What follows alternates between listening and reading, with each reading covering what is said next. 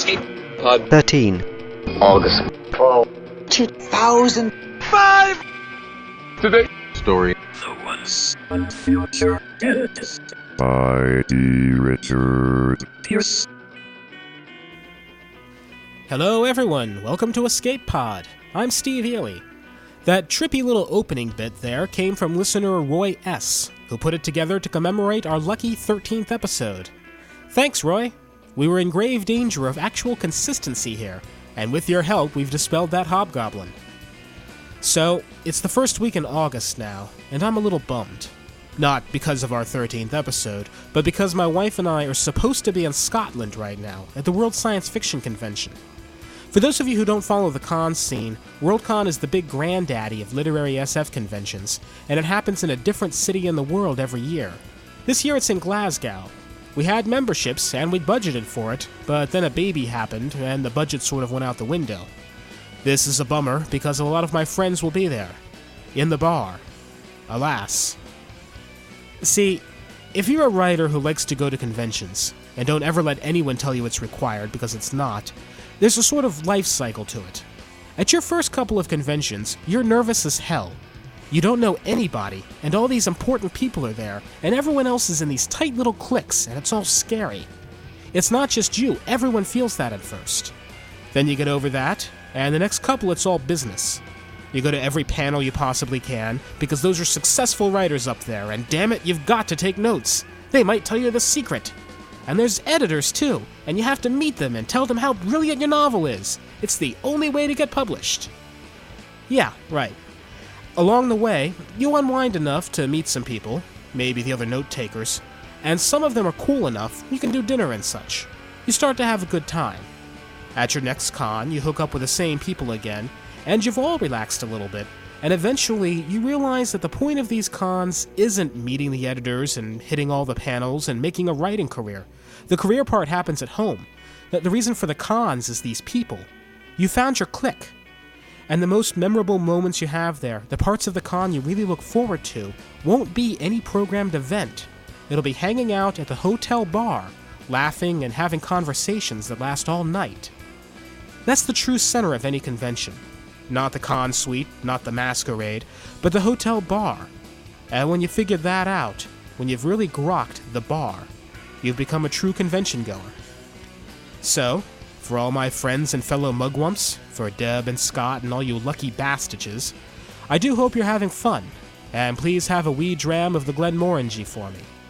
I'll see you next year in LA, and we'll make up for lost time. Now, on the topic of lost time, this week's story is The Once and Future Dentist by D. Richard Pierce. It's not about dentistry at all. It's about a man you've probably heard of, who meets an end you probably haven't. Mr. Pierce has a collection of stories out with Eric S. Brown entitled Madmen's Dreams, and he's also done some editing for the Amityville House of Pancakes anthology, which, I've got no jokes that can top Amityville House of Pancakes. This particular story has appeared in Would That It Were, a Victorian science fiction magazine, and it's also been in Dimension Zine as an editor's choice. It's my choice too. So, put up your boots and your six-shooters. It's story time. The Once and Future Dentist by D. Richard Pierce. After many days, he opened his eyes and was thirsty. For the first time in years, his chest didn't hurt. "Could you pour me a little whiskey?" The nurse looked horrified, but she poured a finger of whiskey into a large tumbler. She stopped, looking at him. He smiled and waved her on. She poured another 3 ounces into the glass and passed it to him. He took the glass and gazed at the amber contents for a moment, then slowly downed the lot of it. It burned pleasantly, with a bit more kick than was usual. But then it had been some days since he had had any. He handed her the glass and said, "This is funny." She didn't know if he was talking to her or to himself. He laid back into the pillows and closed his eyes. When he opened his eyes again, the room had changed. The curtains weren't dingy, and the bed didn't smell poorly. Antiseptic, rather. He frowned. The room had most definitely changed. He had been moved. He must really have been out, because he had no recollection of being removed from the old bed, no memory of much of anything since he had come to Glenwood. He sat up and looked around. The room was very plain, with white walls and no decoration. There was a window to his left, pale yellow curtains drawn but not keeping the sunshine out. There was a glass and pitcher on the table beside his bed. He inspected the pitcher, and the smell was odd. He knew it, though, from his childhood in Georgia. Orange. The juice was from oranges. He poured himself a glass and sat on the edge of the bed, thinking. He thought he might like some whiskey, but he didn't have a yearning for it. It just might be nice. Looking down, he saw he was dressed in some kind of pajamas, not his old ones, and not any kind of material he was familiar with. He drank the orange juice and stood up. He felt wonderful. He took a deep breath and was disoriented when the racking cough didn't happen. He took several more breaths and waited. Nothing. He frowned again, but apart from not knowing where he was, he felt better than he had for years. He went to the door and found it unlocked. He opened it, and peeking out, he saw a hallway, upstairs and open on the far side. It overlooked a massive sitting room below, and though largely undecorated, the house seemed to be a manor of the style he had grown up with. He went back into the room and checked the closet. He found some trousers and a shirt that fit him nicely, but no shoes or weapons. He dressed. The shirt was nice. Silk, he suspected, but there wasn't a tie. The trousers had no suspenders, but there was some sort of mechanism in the waist for adjusting the tightness. It took him a moment to get the hang of it. The floor was carpeted, but he still felt naked without boots, or at least slippers. He took his juice and began exploring the house. The hallway led to a stair, which took him down into the sitting room. It was comfortably, though again plainly furnished. There was a single bookshelf, on which rested 3 or 4 dozen books. Next to the shelf was a table, on which rested an empty picture frame and a flat board with letters randomly arranged on it. A game, perhaps? He left the sitting room, following the main hall toward what looked like a foyer. There were light jackets hanging, canes and parasols. In a small closet he found several types of footwear, boots, and others. He took a cane with a silver handle in the shape of a raven's head. He grabbed some boots that looked likely and put them on. Better, and more comfortable than anything his feet had ever felt. He opened the main door and saw a respectable veranda. Beyond it, fields of... what? Hemp. He spun to his right, instinctively reaching for a shoulder holster, then grinned foolishly at the woman reclining casually on the settee on the porch. You look like you were wondering about the crop. He bowed deeply. I was indeed, ma'am. Do I have the pleasure of meeting the mistress of this estate? She smiled faintly, distractedly. You do. My name is Margaret Ambleside, though Madge will do, Doctor. He looked her over. She was tall, he suspected, and dressed like a man, in a cotton work shirt and trousers. She went barefoot. She was comely, if not beautiful, and briefly he thought of Kate.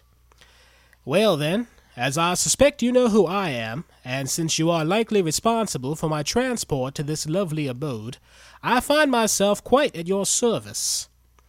Indeed. She turned back to looking out over the fields. Hemp has become the largest, most lucrative crop since the turn of the century. It is the cornerstone of my wealth. He looked out over the fields. Turn of the century? He knew hemp was grown for rope, but how it could be responsible for wealth was quite beyond him. Where was he? And who the hell was she?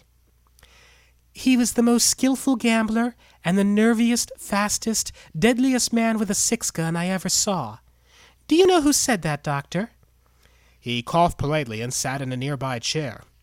Begging your pardon, ma'am, I'd be more interested in who they were talking about. She laughed softly and seemed to turn her attention to him fully for the first time. Wyatt Earp said those words about you, Doctor. At your funeral, I suspect, though I don't know for sure. Wyatt always liked the sound of his own voice, seldom as he used it. So I'm dead then, am I? Well, it's been a long time coming. And since I doubt a man of my past could be in heaven, I must say hell is a mite prettier than I suspected it would be. He knew now that he must be in a sanatorium and speaking to a fellow patient. Of the touched kind, he thought wryly. She laughed again. No, you are not dead, my dear doctor, though you might find that easier to believe than what I have to tell you. Come, walk with me. Seeing little choice, he followed her into the yard and around the estate. The house was huge, a true plantation home, and as they walked, she gave him the history of the place. This is the first hemp plantation that was legally established in the United States since the 1970 Act, which effectively banned hemp production. The government of the time didn't distinguish hemp from the drug called marijuana, you see. He nodded and listened to her tale. Though most of the people he had associated with could hardly be called rational, this was the first time in his recollection that he had actually spoken with a crazy person. Incidentally, we are in Hawaii, a set of islands in the Pacific which became the 50th state of the Union in 1959. This, as I said, was the first experimental farm, and established in 1999. Hemp is legal again now, and its production has largely saved the ongoing destruction of the world's rainforests and reduced environmental pollution more substantially than any other single factor of the 21st century. My grandfather bought this farm and managed to control a fifth of the world's hemp in 15 years. They rounded the house finally. The backyard was well manicured and picnic tables were scattered about. A large gazebo stood in the center of the yard, and she led them toward it.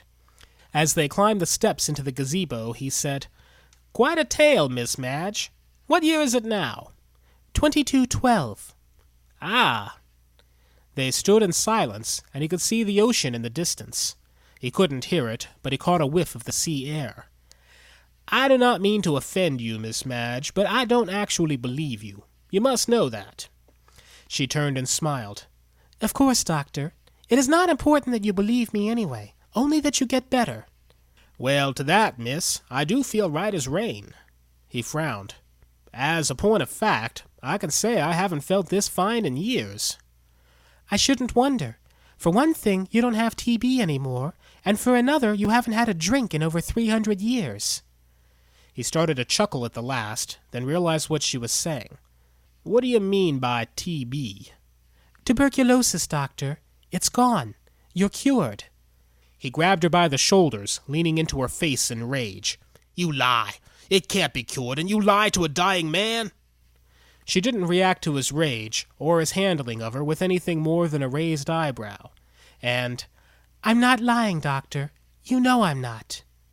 He released her, ashamed of laying hands on a woman. He turned away and looked at the ocean. "Go. I've had enough words with a crazy woman." She looked at his back for a moment, then walked away. In the yard, she called back, "Dinner's at 6." There were no other people around. That was the problem. If this was a sanatorium, where were the doctors? And he felt better, healthy. He couldn't deny that. Maybe he was still sweating out a fever in Glenwood, delirious. Yes, that was it. He was delirious and making up this ridiculous fantasy, because when it came right down to it, he was afraid to die. As much as people believed him fearless, reckless, even insane, he was afraid of death, and faced it every day, had since he learned he was dying some 14 years ago. Or was it, 300 and some years? He chuckled, his rage gone. He walked along a path he had discovered that meandered its way toward the water. He suspected it would be quite a hike, but he didn't really have any pressing items on his agenda. 9 times he had been close to death. 9 times he had cheated the old ghoul. 4 near hangings and 5 gunfights with bad odds. He'd had his 9 lives and then some. He was living on borrowed time as it was. He wasn't sure what the doctors in Atlanta had meant by a few months that they granted his life if he moved west, but he was reasonably sure it wasn't supposed to be 14 years. The woman knew Wyatt, or knew of him at least. That thing she had said, it had sounded like something Wyatt would say. He shook his head. If this was his fantasy, every detail like that would make sense. But his imagination was taking on political details that he wasn't interested in, and more importantly, knew nothing about. His thoughts were interrupted as he crested a small hill and found a graveyard. Now here's a fine thing. He strolled through the graveyard, looking at the stones, reading the names. A chill overcame him. William H. Billy the Kid Bonney, 1881. John Wesley Hardin, 1877. Jesse James, 1882. Harry the Sundance Kid Longabaugh, 1908.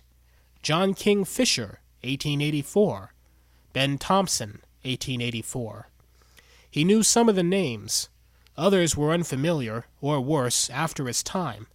There were more stones, but he felt sick. Not in his chest, but his stomach. He left the graveyard and continued to the beach.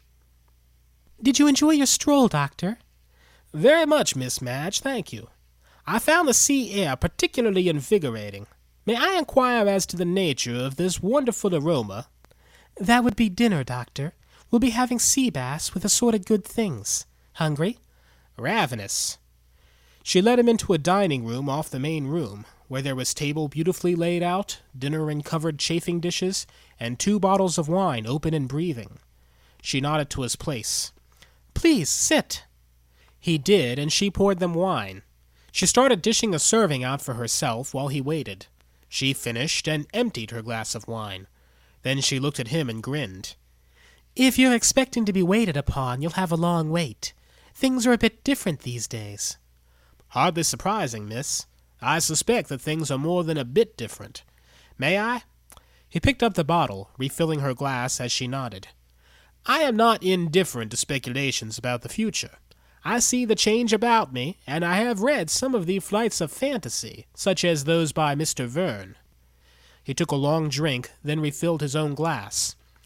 I believe that I have solved this little mystery, you see. This is a delirium, and I am very near death in my little room in Glenwood Springs. My mind has taken me to places far removed from the reality of my situation. She nodded. You are very near death, but you aren't delirious. I have taken you from the past, and I have administered the cure— She paused, noticing his glare, then amended. Let us say for the moment that you are near death, and leave it at that. He nodded. Good, then. And am I to suppose that after dinner we are to adjourn to the bedroom for some of the more carnal pleasures? She spluttered into her wine. Absolutely not, she said, wiping her chin.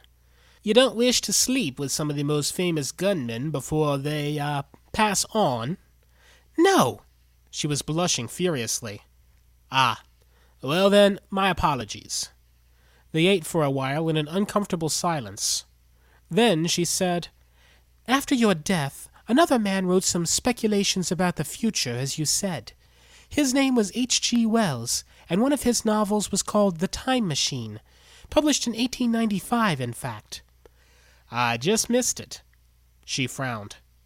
Yes, well, the story was about a man who could travel in time into the future. Time travel is a reality now, though it is strictly regulated by the government and used only for research purposes.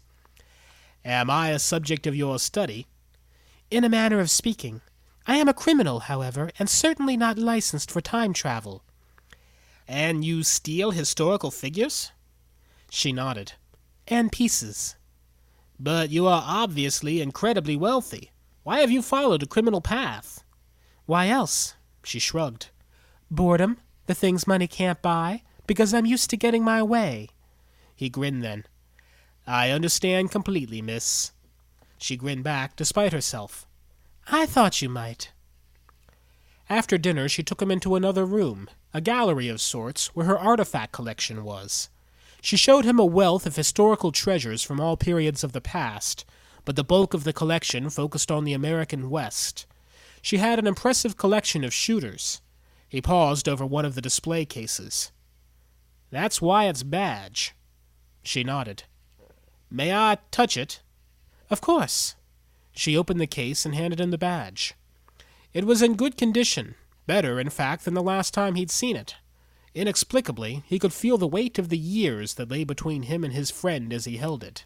He gasped. Come. She put the badge away, then led him back into the main sitting room. She sat him in a chair in front of the picture frame and letter game he had seen earlier. On, she said. Suddenly, the picture frame filled with light. Search. Input, John Henry Doc Holliday. End input. The screen flashed, and a disembodied voice said, 12,469,295 hits. A list of writing appeared on the screen, and he gasped as he saw his name, often followed by the dates of his life. Narrow search. Input, association with Wyatt Earp, 1886. End input. 14,244 hits. Match 1, she commanded. The device read off the article, listing the events of Wyatt's and Doc's lives in that year. Text flashed on the screen, and pictures. Doc's head spun. She explained how to use the tool, which she called a computer. You can ask it anything. It's very intuitive. If there's anything it doesn't understand through your drawl, she laughed, you can type it in with the keyboard. She indicated what he had thought to be a game. He nodded. Have you ever seen a typewriter? She asked. He shook his head. That's curious, then, she said. What a strange way for you to arrange the letters in your delusion. He had to agree. She yawned. We're connected with every other household, government office, library, and university in the world. My system has access to all but the most classified information.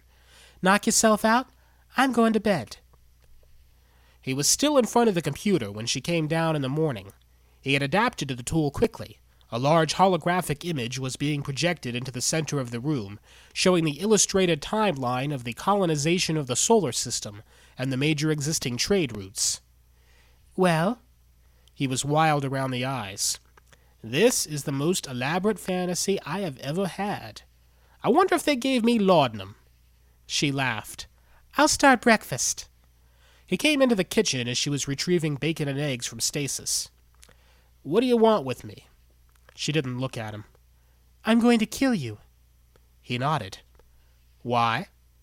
Because there are better shooters than me, Annie Oakley for one, but there are no better gunfighters, and I'm going to prove it. I see.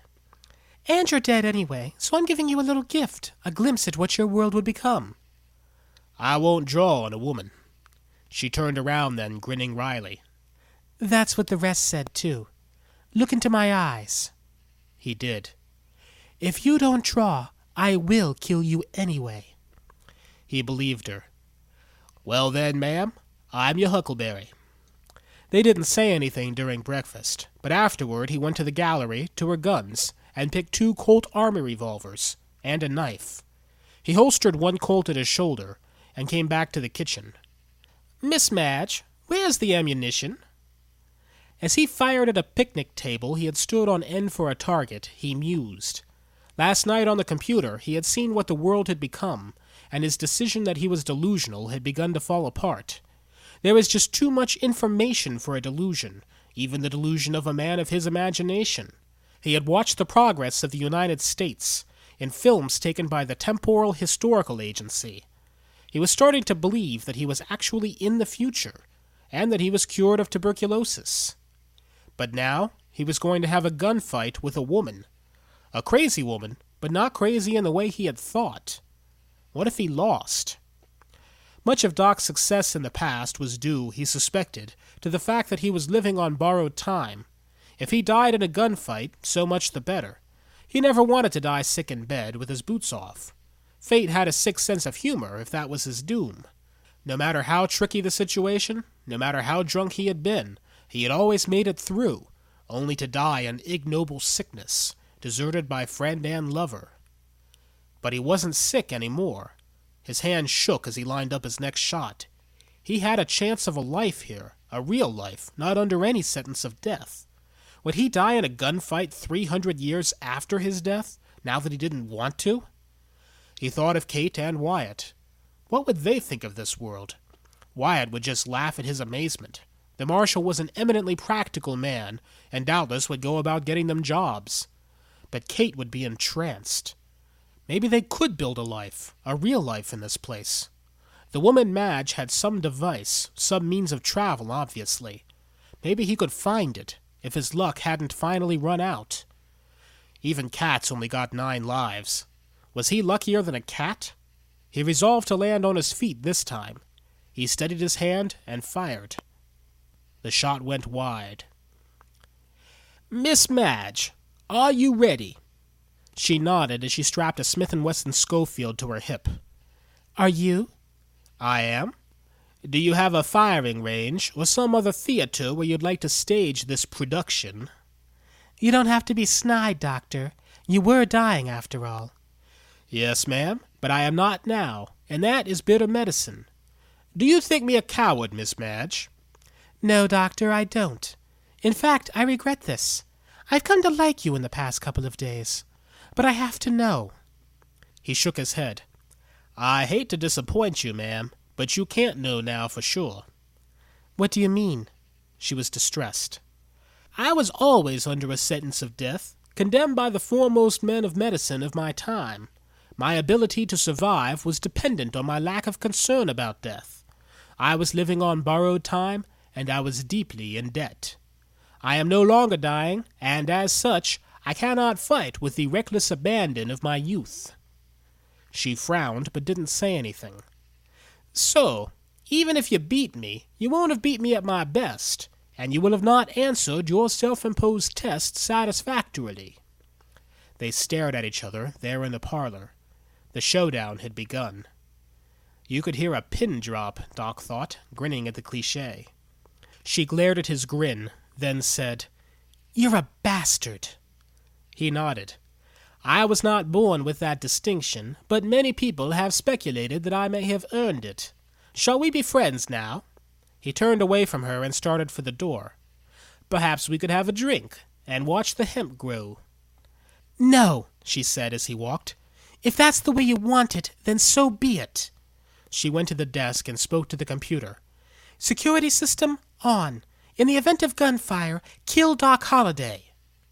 As the implication of her words sunk in, he heard the familiar click from behind him. He was going to die, regardless. He turned, rage moving his hand despite his brain's screaming warning. "Bitch!" he snarled, firing. Before she could squeeze, his shot hit her in the hip, and her shot went through the window. His second took her in the chest, the Smith & Wesson skittering across the floor. He had his second gun out. He had no idea what the security measures might be in this house and time, but he was prepared.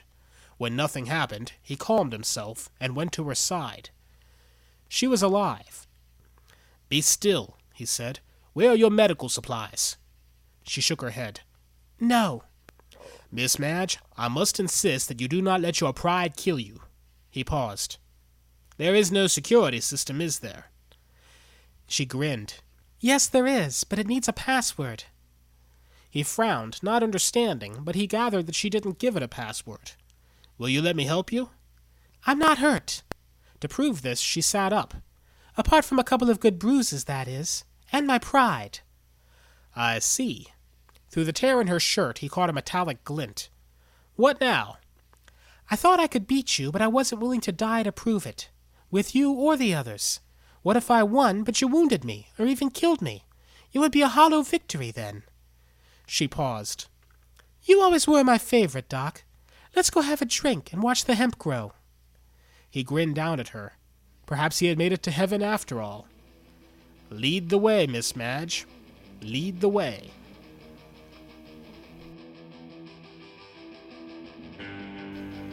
And that was our story. And there's a rose in a fisted glove, and the eagle flies with the dove. And if you can't be with the ones you love, honey, shoot the one you're with. G'day, Escape Podders. This is Double J. Just wanted to call in after I just heard the Snow Days podcast, and wanted to let you know that I really enjoyed it. Great story, and hope to hear more. Thank you. Bye. Thanks, Double J. And just so that everyone knows, in addition to blog comments and posts on our discussion board, you're welcome to leave us voicemail anytime you like. That number is 206-666-EPOD. We also happily accept book reviews on that line, such as... Hi, Steve. This is Mur from Geek Fu Action Grips, and I wanted to say a few words about China Mieville's The Iron Council. Now, see, I was a huge Mieville fan. I guess I still am. When he wrote The Scar and Perdita Street Station, I highly recommend both of those books. I was excited that The Iron Council was going to be written in the same world. However, it has a good chunk of the book written in italicized flashback. It has two characters, neither of which I managed to really give a crap about. And although the initial plot was interesting, I really didn't care enough to see where it was going. And finally, about halfway through, I had to put it down because I thought that, there were more important things to do in life. So I recommend The Scar, I recommend Perdido Street Station, but I just couldn't care enough about the Iron Council to continue with it.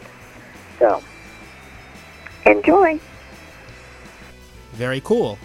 Once again, the number is 206-666-EPOD, the voicemail of the beast.